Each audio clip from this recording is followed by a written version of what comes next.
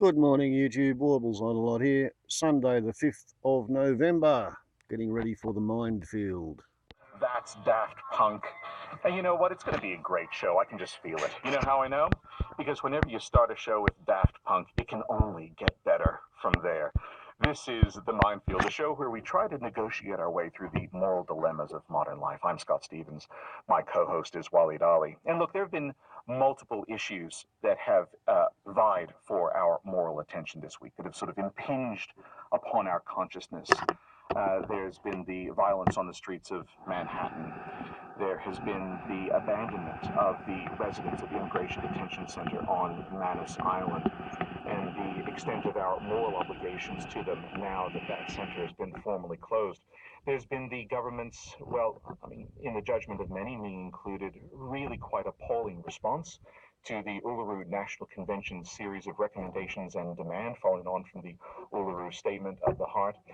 But despite all of these vying for our attention, it should give you a sense of just how seriously we take this particular topic, that of all of those, this is the thing that has, I think, grabbed us most. It tells you something that in a week when citizenship and the citizenship status of some of Australia's most senior federal politicians has dominated the headlines, it says something, doesn't it? That the strangest, the most interesting, perhaps even the most morally consequential news did not come this week from the High Court, but from the Middle East. At the conclusion of its future investment initiative, the Kingdom of Saudi Arabia conferred citizenship onto a robot named Sophia. I am very honored and proud for this unique distinction. This is historical to be the first robot in the world to be recognized with a citizenship.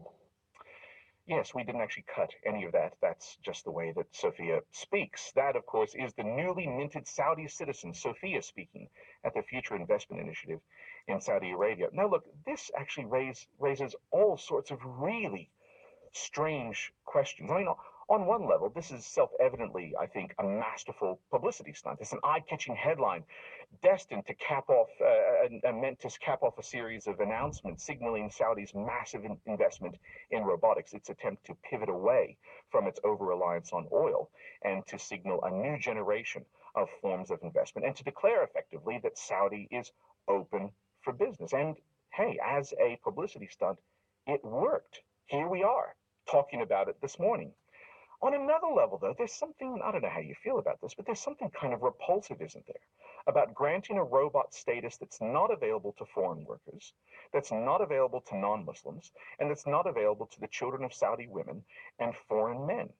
And it almost seems as though by being so promiscuous with the status of citizenship when foreign investment is involved, it's as if the Kingdom of Saudi Arabia has exacerbated the injury done to its other residents.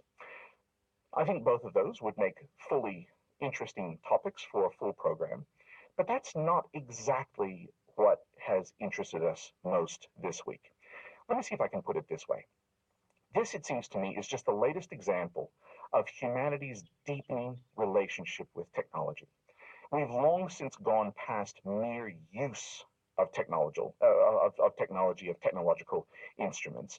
And we're now exploring ways of including machines, even intelligent machines, within distinctly human practices, conceptions, and institutions. Let me just name a number of them. It's interesting, for instance, that ethical guidelines have been constructed for driverless or automated cars. More recently, we're talking about the future of sex robots. And now citizenship has even been expanded in a way to accommodate robots within it. Now, here's my question. Is this saying something about, say, our misplaced or overinflated faith in the capacities, the capabilities, even the humanity of artificial intelligence?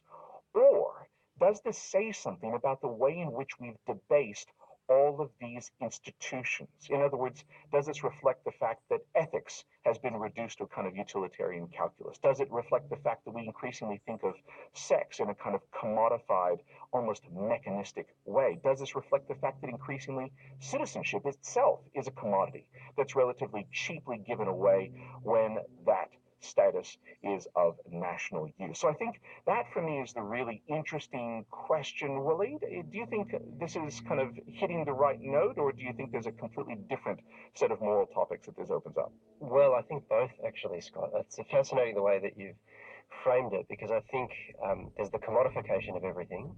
There's, I'm going to go back here to perhaps what I shouldn't. Perhaps this just reveals an obsession on my part, but there's an essentially positivist logic to this, that we can kind of reduce everything to equations and ones and zeros or whatever it might be, and effectively recreate something, or create the beginning of new life in some way just by the solving of these sorts of equations, which does bother me a little bit.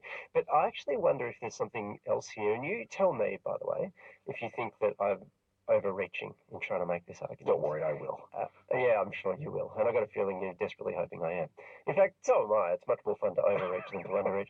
But I wonder if it reveals a little bit of the way that we've come to view human beings generally in human life, with a kind of amnesia. That is, I think we have a temptation in the pursuit of progress, particularly, to view human beings as though they can somehow be disembodied from history, from tradition, from that those things don't imbue us with humanity in any kind of really meaningful way that can't be overcome through, I don't know, our own designs, our own programs. So we become more comfortable, I think, with seeing robots as encroaching upon humanity, as we become more prepared to see humanity become a little bit more robotic.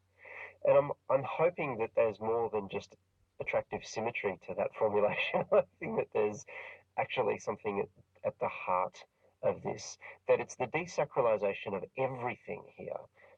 Not just things like sex, not just things like citizenship, although, we do have to acknowledge that that was a bit of a publicity stunt rather than a serious engagement with the meaning of the category of citizenship on the part of Saudi Arabia. But nonetheless, I think it's not just the desacralization of those things. I wonder if it's the desacralization of human beings generally, that we seem a little bit more comfortable with the idea of technology that is devoid of the human dimension, such that it can very easily embody it. Now, have I gone too far? Am I off tap here, Scott? Try as I might, and as desperate as I am to think, no, you've completely skewed it the wrong way. If I'm understanding you correctly, I actually think you really are onto something, because this has been, I think, one of the most interesting developments in, say, the humanities and the way that we think about, say, biological sciences, and the way that biological sciences impinge upon notions of ethics, philosophy of mind, and so on. That the way that we've come to talk about humanity, the way that we come to think about processes of mating, of spouse selection, the way that we think about ethical conceptions themselves get reduced to a kind of Darwinian calculus. In other words, all of these things can in fact be given a kind of equation, if you like, that makes them, okay, this isn't just generosity. This isn't just pure supererogatory, gift giving. These are all things that end up having a kind of reverse benefit to us.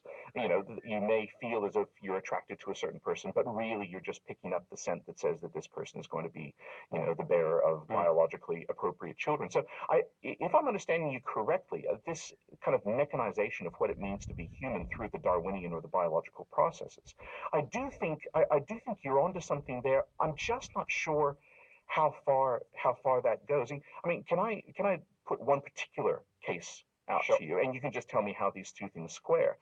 I mean, I don't see that much of a disconnection, for instance, between the conferral of citizenship onto Sophia and our the fact that we are so enamored with the idea of artificial intelligent robot warriors. Because what's missing there, I think, we don't want our warriors, we say, to be characteristically human. We don't want them to be fraught with human weaknesses. We want a degree of disengagement with human affect. We want them to be perfect, rule-following, order-obeying machines.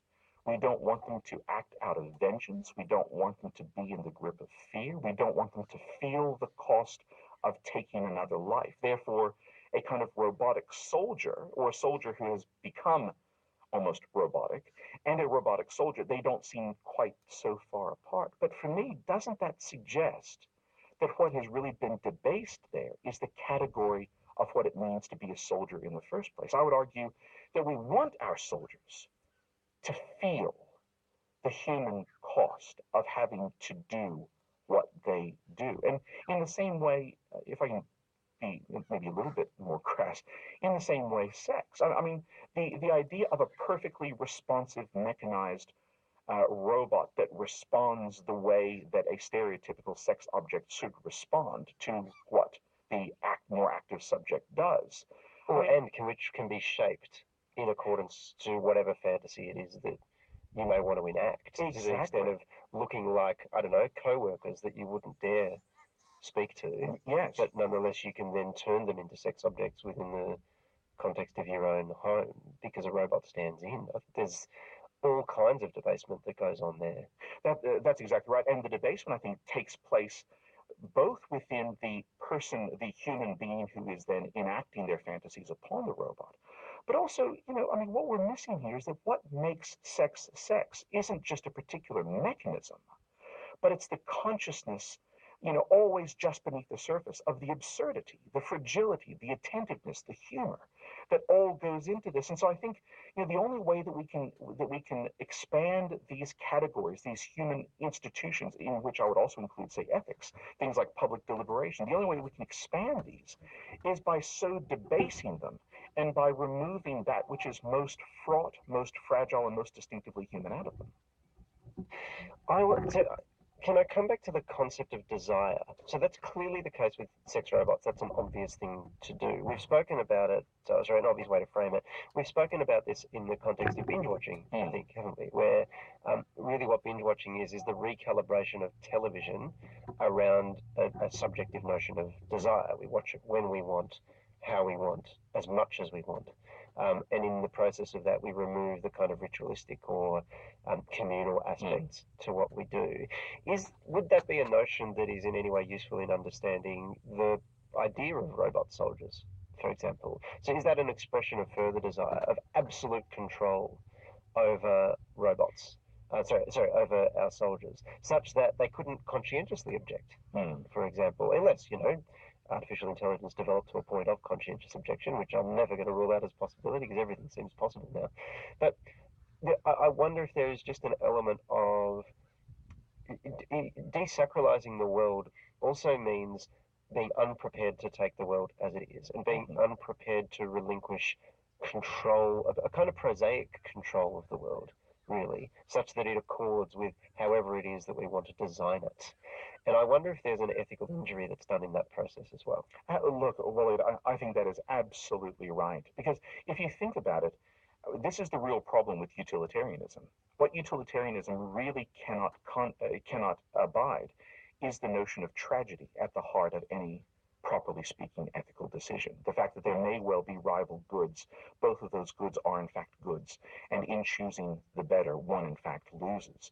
And I think when you frame this in terms of a desire for kind of perfect outcome, I mean, what is being missed is what is most beautifully and wonderfully and heartbreakingly human. And can I just say that there's another casualty to this, that the more we want the more we want our soldiers to be robotic, the more we want their obedience to be perfect, and the more we then contemplate the possibility of robotic killers, the more we're also turning the objects of their violence from being humans into, if you like, the destruction of property. And so I think that the annihilation of what is most distinctively human then goes all the way down. It kind of goes across the board.